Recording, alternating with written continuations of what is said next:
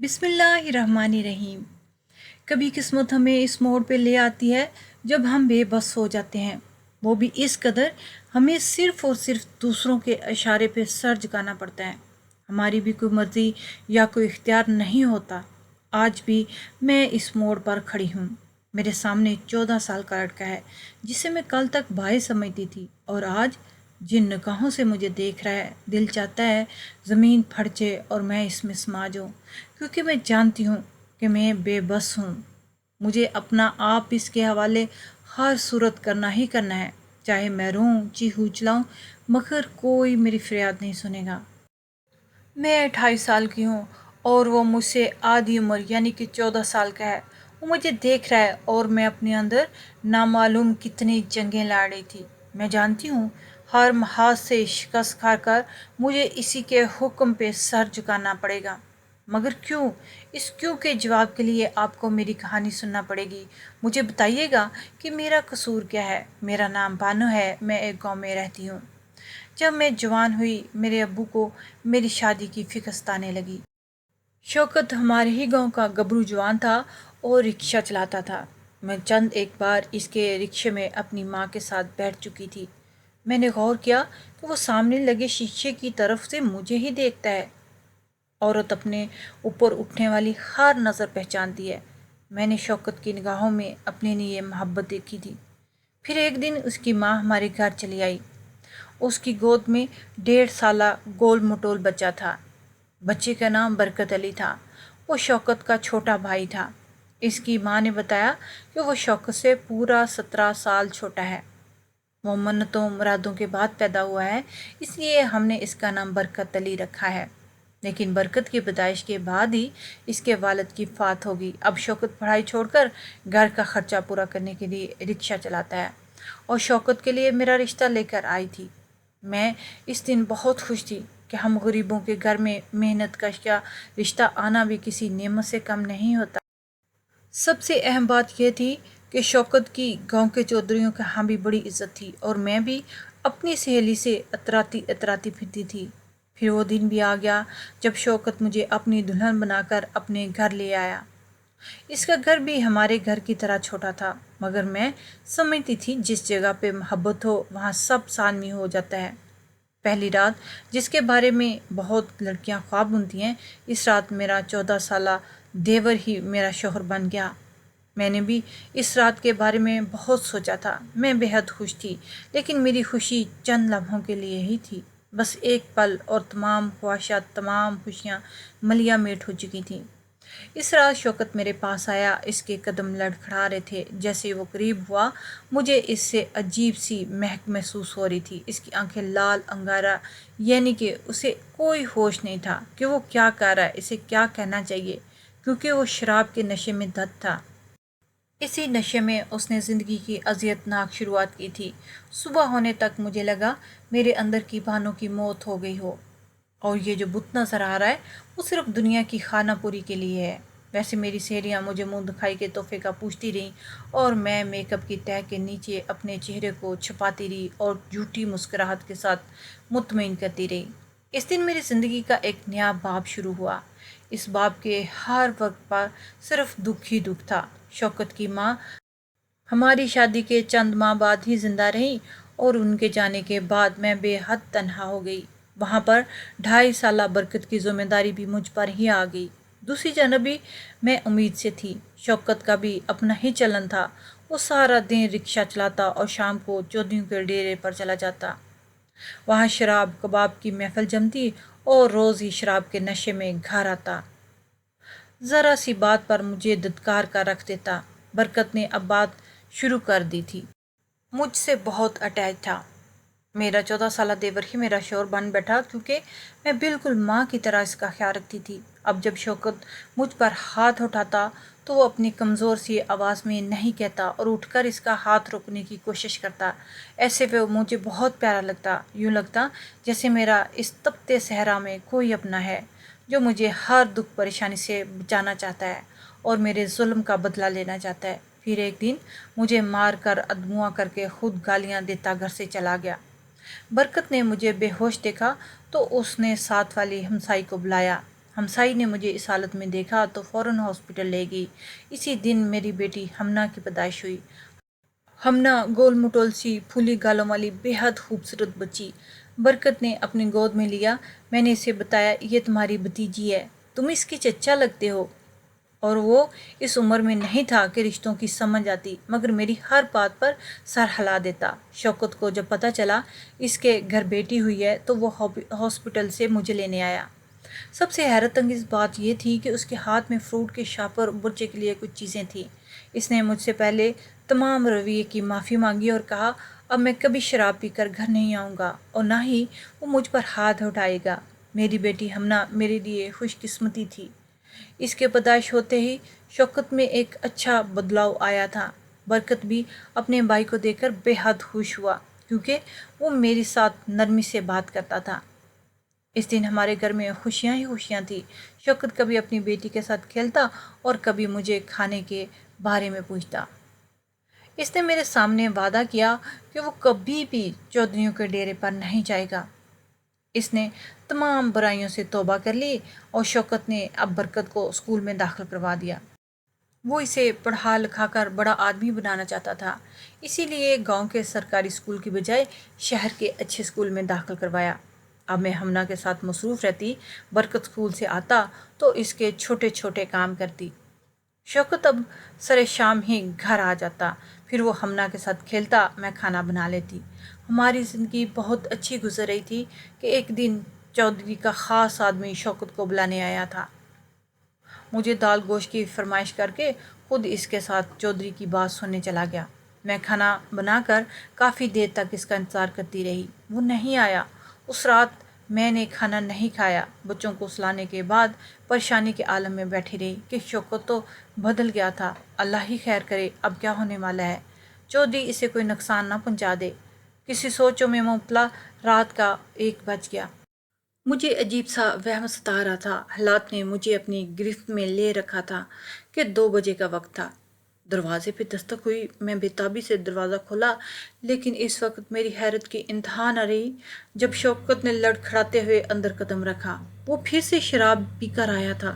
میں نے اس کو اپنا وعدہ یاد کروایا تھا کہ وہ کبھی شراب نہیں پیے گا۔ اس نے سنی انسنی کر دی۔ ابھی وہ سونے ہی لگا تھا مگر میں نے اسے زور دیا کہ اس کی بیٹی ہے، وہ اپنی بیٹی کی خاطر بدل جائے۔ اس بیٹی کا کوئی احساس ہے یا نہیں؟ شوکت شراب کے نشے میں اپنی پرانی روش پر آتے ہوئے مجھے مارنے لگا۔ ایک بار پھر سے میں قسمت کے ہاتھوں اور شوکت کے ہاتھوں مار کھا رہی تھی۔ میں دونوں جانب سے بے بس تھی۔ اس دن میری زندگی کی وہ سیاہ رات شروع ہوگی جس کی صبح کا انتظار اس موڑ پہ لے آیا، جس کا میں نے کہانی کے آغاز میں آپ کو بتایا تھا۔ اس کے بعد اگلے آنے والے چند دنوں میں مجھ پر ایسے انکشافات ہوئے کہ میں ان کی تاب نہ لاتے ہوئے کئی دنوں تک بیمار رہی۔ اس دوران میری بیٹی بھی برکت اپنے ننھے منھے ہاتھوں سے سنبھالتا رہا اور میری دلجوئی کرتا رہا۔ شوکت کے بارے میں جو بات مجھے پتہ چلی انہوں نے تو مجھے ہلا کے رکھ دیا تھا۔ شوکت نہ صرف شراب پینے کی گندی لت میں مبتلا تھا بلکہ اس کی سب سے غلیظ ترین حقیقت جو میرے سامنے آئی اس نے مجھے اپنی نگاہوں سے ہی گرا دیا، کیونکہ اب تک جو شوکت شراب پی کر آتا تھا تو مجھے مارتا نہیں تھا بلکہ بہت زیادہ باتیں کرتا تھا۔ اس کی مار پیٹ سے تو میرا جسم زخمی ہوتا تھا مگر آج اس کی باتوں سے میری روح چھلنی ہوگی۔ کاش یہ سب سننے کی بجائے کانوں کے پردے پھاڑ دیتی۔ مجبوری تھی کہ میں اس کی بیوی تھی اور ایک اچھی بیوی ہونے کے ناطے مجھے یہ فرض تھا کہ ساری زندگی نبھانا تھا۔ شوکت جو کہ چودھریوں کے شکنجے میں تھا، یا پھر یوں کہیں کہ چودھری اس کے شکنجے میں ہیں، یہ کہنا مشکل تھا۔ شوکت رکشہ چلاتا تھا اور اس کے رکشے میں اسکول کالج کی لڑکیاں بھی شہر میں پڑھنے جاتی۔ جب بھی کوئی اکیلی معصوم صورت لڑکی اس کے ساتھ رکشے میں بیٹھتی تو وہ بڑی چالاکی سے بہلا پھسلا کر چودھری کے ڈیرے پہ لے جاتا اور وہاں پر چودھری اس معصوم لڑکی کی عصمت کو تار تار کرتے۔ پھر یہ لوگ دلال بن کر اس لڑکی کو بازار حسن جیسی غلیظ اور گندی جگہ پر بھیج جاتے۔ وہ یہ کام عرصہ دراز سے اس خاموشی اور رازداری سے کرتے رہے کہ دیواروں تک کو پتہ نہ تھا۔ اب جب ہماری زندگی میں ہمنا آ گئی تو شوکت کو احساس ہونے لگا کہ اس کی بھی ایک بیٹی ہے۔ اب ان معاملات میں نہیں پڑنا چاہیے اسے، مگر کیا کہتے ہیں کہ کمبل سے ہم جان چھڑوانا چاہتے ہیں تو ہمارے ساتھ ہی لپٹے گا۔ بالکل ایسا ہی اس کے ساتھ ہوا۔ چودھریوں کے منہ جو عادت لگ چکی تھی وہ کیسے جاتی؟ اگر پہلے شوکت اپنی رضامندی سے لڑکیاں انہیں سپلائی کر رہا تھا تو اب شاید مجبوری میں ہی صحیح، لیکن وہ اس کام کو چھوڑ نہیں سکتا تھا۔ وہ یہ بھی جانتا تھا کہ یہ عیش بھی چودھریوں کی دی ہوئی رقم کے سر پہ ہے، ورنہ رات بھر شراب پینے کے بعد صبح رکشہ چلا کر کس طرح کمائی ہوتی ہے۔ اب مجھے شوق سے گن آتی۔ جیسے جیسے ہمنا بڑی ہو رہی تھی وہ بہت پیاری لگتی۔ میں دیکھتی تو ڈر جاتی، مجھے لگتا کہیں اس کو اپنے باپ کے کرموں کی سزا نہ مل جائے۔ میری یہ سوچ رات کی نیندیں اڑانے کے لیے کافی تھی۔ برکت بھی بڑا ہو رہا تھا، اس کی کوئی بھی عادت اپنے بڑے بھائی پر نہیں تھی۔ وہ بے حد پیارا اور اپنے کام سے کام رکھنے والا خاموش طبیعت لڑکا تھا۔ ادھر میں نے شوکت کو اس کے حال پر چھوڑ دیا۔ وقت گزرتا گیا، یہاں تک کہ برکت 14 برس کا ہو گیا اور ہمنا 12.5 سال کی۔ برکت کا قد بھی کافی لمبا تھا، وہ اپنی ماں سے عمر میں بڑا لگتا، مجھے بھابھی کہا کرتا، ہمنا اسے چاچو کہا کرتی، اور ہم دونوں ماں بیٹی کا بہت خیال رکھتا۔ میرے لیے وہ بالکل ہمنا جیسا تھا، اس کو میں نے اپنی اولاد بنا کر پالا تھا۔ مجھے اب شوکت کی پرواہ نہیں تھی، اس کی وہی شب و راز گزر رہے تھے۔ میں نے خود کو ان پریشانیوں سے اور فکروں سے آزاد کر دیا۔ انہی دنوں ہماری زندگی پھر سے ایک طوفان کی زر میں آئی کہ سب کچھ ملیا میٹ ہو گیا۔ سب زندگیاں نہ صرف برباد ہو گئی بلکہ تباہ و برباد ہو گئی۔ شوکت کے رکشے پر ایک بے حد خوبصورت اور تنہا لڑکی بیٹھی جس کا حسن دیکھ کر شوکت کی نیت خراب ہوگی۔ وہ اسے کہنے لگا کہ اس طرف سے سڑک ٹھیک ہے، وہ اسے دوسری جانب سے کچے کی طرف سے اس کی مطلوبہ جگہ پر چھوڑ آئے گا۔ اسے لے کر چودھریوں کے ڈیرے میں، جو کہ دریا کے کنارے واقع تھا، لے گیا۔ کہنے لگا تم یہاں بیٹھو، میرے رکشے میں تھوڑا سا مسئلہ ہے، وہ ٹھیک کر لوں، پھر تمہیں گھر چھوڑ دوں گا۔ وہ سیدھا حویلی پر آیا اور اس لڑکی کے بارے میں چودھری کو بتایا۔ جب وہاں ڈیرے پر یہ کھیل کھیلا جا رہا تھا تبھی میرے دروازے پہ دستک ہوئی۔ میں بہت زیادہ ڈر گئی تھی۔ میں نے دروازہ کھولا اور باہر ساتھ والے گاؤں کے چودھری تھے اور ان کے آدمی۔ انہوں نے مجھ سے شوکت کے بارے میں پوچھا۔ میں نے کہا کہ رکشے پر کیا ہے، لیکن ان کے اندازے سے ہی مجھے کچھ غلط ہونے کا احساس ہو رہا تھا۔ پوچھنے پر معلوم ہوا کہ شوکت کے رکشے پر ساتھ والے گاؤں کے چودھری کی بیٹی بیٹھی تھی، لیکن وہ ابھی تک گھر نہیں پہنچی۔ یہ بات انہوں نے گاؤں کے گوالے نے بتائی کہ چودھری صاحب کی بیٹی رکشے میں بیٹھ کر گھر گئی تھی۔ اپنے شوہر کا یہ کارنامہ سن کر میں نے دل تھام لیا۔ میں جانتی تھی کہ وہ لڑکی کہاں ہوگی اور اس کے ساتھ کیا ہو رہا ہوگا، لیکن میں نے انہیں کچھ نہیں بتایا۔ وہاں سے گلی میں ایک شخص گزر رہا تھا۔ ہمارے گھر کے باہر لوگوں کا ہجوم دیکھ کر رک گیا اور پوچھنے لگا کیا ہوا ہے۔ چودھری کے بندوں سے اصل بات کا پتہ چلنے کے بعد وہ شخص کہنے لگا کہ شوکت کا رکشہ اس نے چودھریوں کے ڈیرے پر کی طرف دریا کے پاس جاتے ہوئے دیکھا ہے۔ اس کے رکشے میں ایک لڑکی بیٹھی ہوئی تھی۔ یہ سنتے ہی چودھری اور اس کے آدمیوں نے ڈیرے کی طرف دوڑ لگا دی تھی۔ میں دروازے کے باہر دروازے کو تھامے سوچنے لگی کہ اب کیا ہوگا اور اب کیا ہونے والا ہے۔ برکت اسکول سے آیا، مجھے اس طرح پریشان دیکھ کر پوچھنے لگا کیا ہوا ہے۔ میں نے بتایا تو مجھے تسلی دینے لگا۔ یکدم میرا بلڈ پریشر لو ہو گیا۔ برکت نے مجھے اٹھا کر اپنے کمرے میں لٹا دیا۔ دوسری جانب جیسے ہی انہیں خبر پہنچی، لڑکی کو وہیں چھوڑ کر بھاگے۔ گاؤں کا چودھری وہاں پہنچا، اس کی بیٹی دریا میں ڈوب گئی، لیکن اسے فوراً اس کے باقی آدمیوں نے بچا لیا۔ اب وہ چودھری اور شوکت کو ڈھونڈ رہے تھے۔ وہ تو روپوش ہو گیا، لیکن بدقسمتی سے شوکت ان کے ہاتھ آ گیا۔ انہوں نے اپنی بیٹی کا بدلہ لینے کے لیے اس کا سر اڑا دیا۔ شوکت وہاں موقع پر ہی ہلاک ہو گیا اور میں بیوہ ہو گئی۔ اب چودھریوں نے پنچایت بلا لی تھی جس میں 2 بڑے اہم فیصلے ہونے تھے۔ گاؤں کا رواج یہ تھا کہ جو شخص کسی کی بیٹی کی عزت خراب کرے، جواب میں اس کی بیٹی کی بلی چڑھا دی جاتی۔ اب وہ جیسے چاہے کرے، چاہے تو اسے مار دیں، نہیں تو ساری زندگی نوکر اور کھیل بنا کر رکھیں، یا پھر اسے نکاح کر لیں۔ اب یہ انسان پر منحصر ہے۔ پنچایت میں میری 12.5 سالہ بیٹی کو قربان کر دیا گیا، مجھ سے چھین کر ساتھ والے گاؤں کے چودھری کو دے دیا۔ وہاں اسے لے کر جا رہے تھے، میں دیکھ رہی تھی، میں انہیں روک بھی نہیں پا رہی تھی۔ میری بیٹی روتی رہی، چلاتی رہی، کہتی رہی میرا قصور کیا ہے، باپ کے کیے کی سزا مجھے کیوں دے رہے ہو۔ اس چودھری کے سب لوگ اسے لے کر چلے گئے۔ میں اسے جاتا دیکھ کر سکتے میں آ گئی کہ اچانک میری زندگی کا ایک اور فیصلہ ہو گیا، ایک ایسا فیصلہ جس کے بارے میں نے کبھی سوچا بھی نہیں تھا۔ وہ بھی ہمارے گاؤں کا ہی رواج تھا، جس عورت کا شوہر فوت ہو جاتا اس کی شادی شوہر کے چھوٹے بھائی سے کر دی جاتی۔ برکت، جسے میں ہمیشہ چھوٹا بیٹا سمجھتی تھی، میں کس طرح اسے شادی کر سکتی تھی؟ میں نے بولنا چاہا مگر وہاں پر بیٹھے مردوں نے مجھے خاموش کروا دیا، جبکہ برکت بہت چیختا چلاتا روتا رہا کہ میری بھابھی نہیں، ماں ہے۔ میں کس طرح اپنی ماں سے شادی کروں؟ خدا کے لیے مجھے جان سے مار دو مگر اتنی بڑی سزا مت دو۔ ہم دونوں کی فریاد کسی نے نہ سنی اور پنچایت نے ہمیں میاں بیوی بنا کر گھر روانہ کیا۔ شوکت تو چلا گیا مگر اس کے جانے کے ساتھ ہم سب کی زندگیاں سولی پر لٹک گئیں۔